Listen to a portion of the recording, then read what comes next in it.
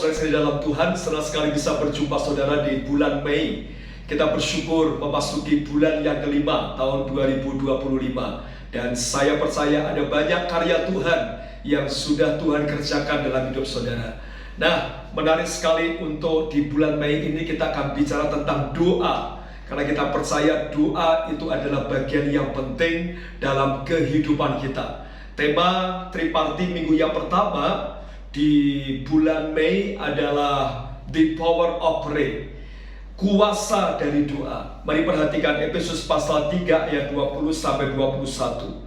Bagi dialah yang dapat melakukan jauh lebih banyak daripada yang kita doakan atau pikirkan, seperti yang ternyata dari kuasa yang bekerja di dalam kita. Bagi dialah kemuliaan di dalam jemaat, di dalam Kristus Yesus, turun-temurun sampai selama-lamanya. Amin. Saudara nanti juga bisa membaca sebagai nats pembanding dalam Lukas pasal 18 ayat 1 sampai dengan ayat yang ke-8. Saudara, ketika bicara doa, saya percaya saudara tidak asing dengan kata-kata ini, karena ini adalah kata-kata yang sering disampaikan, baik melewati diskusi, baik melewati sharing, baik melewati khotbah-khotbah. Tapi tidak bisa dipungkiri, 3 huruf ini menjadi sebuah tantangan khusus buat orang yang percaya. 3 huruf tapi ada banyak yang tidak melakukan. 3 huruf tetapi menjadi bagian yang cukup sulit untuk dijadikan menjadi gaya hidup. Tapi saudara, saya berharap kita semua bisa melihat bahwa doa merupakan bagian yang paling penting. Saudara, Yesus beberapa kali memberikan teladan untuk hidup di dalam doa. Baik ketika mau melayani, baik ketika malam hari selesai pelayanan. Dan doa menjadi nafas kehidupan orang percaya. Jadi, sebetulnya ketika kita tidak berdoa, kita tidak sedang bernafas rohani kita.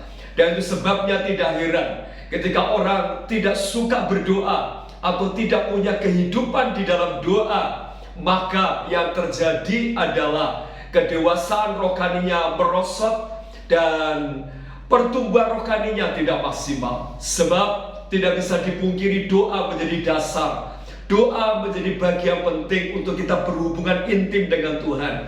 Ketika kita punya hubungan yang intim dengan Tuhan, maka akan ada impartasi yang kuat di dalam kehidupan kita sebagai orang yang percaya. Rasul Paulus memberikan nasihat yang luar biasa. Dan firman Tuhan di bulan Mei ini bicara tentang bagi dialah yang dapat melakukan jauh lebih banyak daripada yang kita doakan dan pikirkan. Artinya, Bapak Ibu, ada kuasa di dalam doa.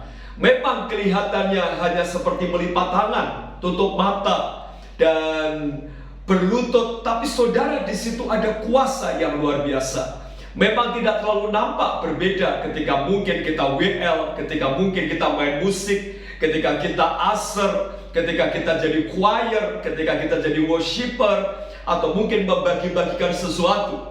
Tapi mungkin tidak terlalu nampak dengan doa. Doa tidak terlalu kelihatan, dan memang itu yang Yesus ajarkan.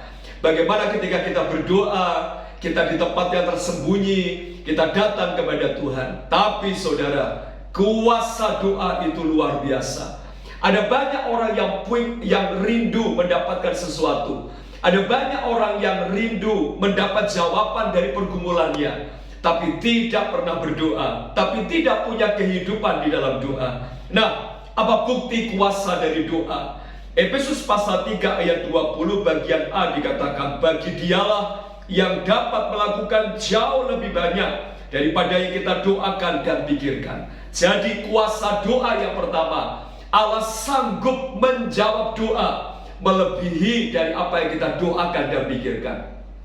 Paulus meyakini hal ini karena Paulus selain dia menjadi penginjil yang luar biasa, mentor yang luar biasa, guru yang luar biasa, hidup doanya juga luar biasa. Dan ketika Paulus hidup di dalam doa, dia mengalami banyak terobosan. Ketika hidupnya di masa-masa sulit, di penjara, menghadapi banyak tantangan dalam memberitakan Injil, tapi justru Injil makin berkembang. Injil memenuhi Asia dan banyak orang diselamatkan. Ada gereja yang berdiri, ada jemaat Tuhan yang dirintis. Kekuatan doa luar biasa, jauh melebihi dari apa yang didoakan dan dipikirkan. Saya tidak tahu pergumulan saudara apa, tapi hiduplah di dalam doa. Doa bukan hanya waktu punya masalah, doa bukan lagi hanya punya pergumulan, tapi ketika kita berdoa, Tuhan sanggup melakukan jauh dari apa yang kita doakan dan pikirkan.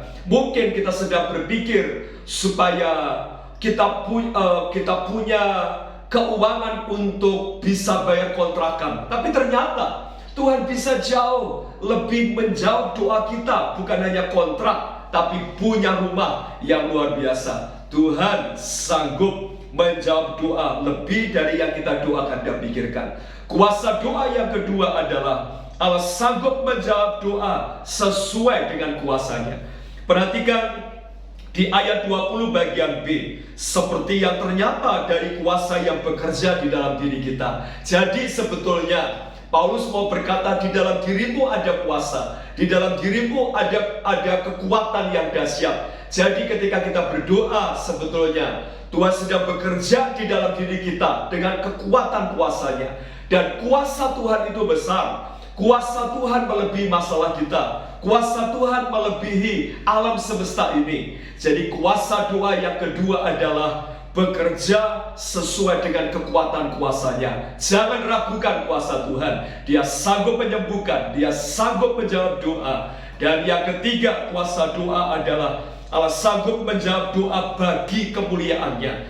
Perhatikan ayat yang ke-21. Bagi dialah kemuliaan di dalam jemaat, di dalam Kristus Yesus turun-temurun sampai selama-lamanya. Saudara, Paulus mau berkata bahwa melewati doa ada kuasa yang luar biasa. Kemuliaan Tuhan dinyatakan. Jadi ketika saudara berdoa dan dijawab oleh Tuhan, maka jawaban itu menjadi kemuliaan bagi Tuhan. Ketika saudara mungkin berdoa pengen sembuh dan disembuhkan, maka Tuhan yang dimuliakan. Dan itu juga kuasa dari doa. Itu sebabnya hari ini pesan yang harus kita lakukan, mari jadi jemaat, mari jadi orang percaya yang suka berdoa. Berkat yang saudara terima, saudara akan mendapat jawaban-jawaban dari apa yang kita doakan dan pikirkan melebihi semuanya itu. Dan kalau kita tidak melakukan, maka rohani kita kering, rohani kita tidak bertumbuh, rohani kita tidak dewasa. Jadi melewati triparti hari ini, mari sharingkan dua hal. Yang pertama adalah doa-doa apa yang sudah pernah dijawab oleh Tuhan. Saya percaya itu akan menjadi kesaksian bagi yang lain. Yang kedua adalah bagaimana kita tetap setia di dalam doa. Doa bukan saja dibutuhkan, doa bukan saja ketika punya problem, tapi juga bisa setia di dalam doa. Baik doa pagi, baik doa malam, baik doa puasa, maupun menara doa, dan saudara diberkati Tuhan. Jadi mari tetap semangat dan percayalah Tuhan menjawab doa saudara. Dan praktek ketaatannya adalah doakan pergumulan saudara dengan penuh kesungguhan di Komsel.